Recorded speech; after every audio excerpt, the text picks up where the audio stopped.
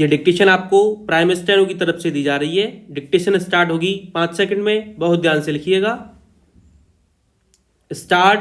यह स्वागता योग्य है कि केंद्र सरकार डेटा संरक्षण नियमावली को अंतिम रूप देने के पहले जनता के सुझावों से अवगत होना चाहती है।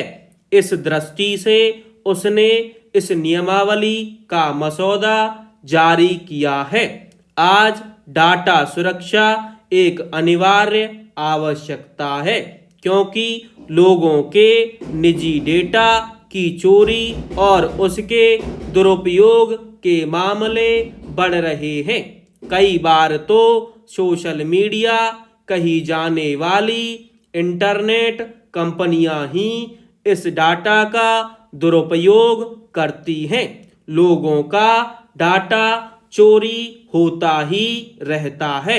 जब ऐसा होता है तो संबंधित कंपनी आगे और सतर्कता बरतने का आश्वासन देकर कर्तव्य की इतिश्री कर लेती है। चिंताजनक केवल यह नहीं है कि लोगों की सहमति के बिना उनके व्यक्तिगत डाटा का इस्तेमाल विभिन्न कंपनियां मनमाने तरीके से करती हैं, बल्कि यह भी है कि उसके जरिए उनके विचारों को प्रभावित करने की भी कोशिश की जाती है। ऐसे में ऐसी कोई व्यवस्था बननी ही चाहिए जिससे लोगों को यह पता चल सके कि इंटरनेट कंपनियां उनकी व्यक्तिगत जानकारी का इस्तेमाल किस तरह कर रही हैं।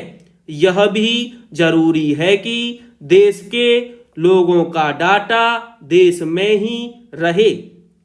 डिजिटल व्यक्तिगत डाटा संरक्षण संबंधी प्रस्तावित नियमावली में एक प्रावधान यह भी है कि सोशल नेटवर्क प्लेटफॉर्म पर अकाउंट खोलने वाले 18 साल से कम आयु के बच्चों को माता पिता की सहमति लेनी होगी। यह प्रावधान उपयुक्त को दिखता है, लेकिन इसमें संदेह है कि इस पर प्रभावी ढंग से अमल हो सकेगा, क्योंकि माता पिता की सहमति की नौबत तो तब आएगी जब बच्चा अपनी आयु 18 वर्ष से कम बताएगा। यदि वह ऐसा नहीं करता और अपनी उम्र 18 वर्ष या इससे अधिक बताता है, जिसकी संभावना भी है, तो बहुत आसानी से सोशल नेटवर्क प्लेटफॉर्म पर अपना अकाउंट खोलने में समर्थ हो जाएगा।